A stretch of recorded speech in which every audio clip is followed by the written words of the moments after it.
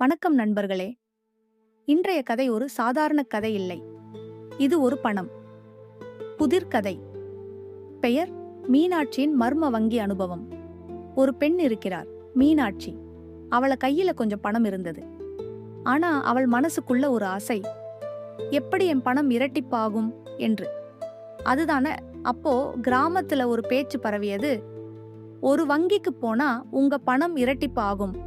அந்த வங்கியின் பெயர் டபுள் மணி பேங்க். மீனாட்சி அந்த பெயரை கேட்டதும் மனசுல ஒரு ஸ்பார்க். என் வாழ்க்கையோட டபுள் சான்ஸ் இதுதான் இருக்கலாம் என்று நினைச்சாள். அந்த வங்கிக்குள் போறதற்கு முன் அவளிடம் சொன்னார்கள், நுழைவு கட்டணம் 1000 ரூபாய். வங்கிக்குள் போனதும் உங்க கையில் உள்ள பணம் இரட்டிப்பு ஆகும். ஆனா வெளியே வரும்போது 1000 ரூபாய் கட்டணமாம். மீனாட்சி சிரிச்சா, சரி, பணம் இரட்டிப்பு, ஆனா லாபம் வரணுமே. அதுக்கப்புறம் முதல் வங்கிக்குள் போனாள். 1000 ரூபாய் கொடுத்தாள். அவளோட பணம் இரட்டிப்பு ஆனது. வெளியே வரும்போது மறுபடியும் 1000 ரூபாய் கட்டினாள். அதே மாதிரி இரண்டாவது வங்கியிலும் நுழைவு 1000 ரூபாய், பணம் இரட்டிப்பு, வெளியே 1000 ரூபாய். மூன்றாவது வங்கியிலும் அதே மாதிரி நடந்தது.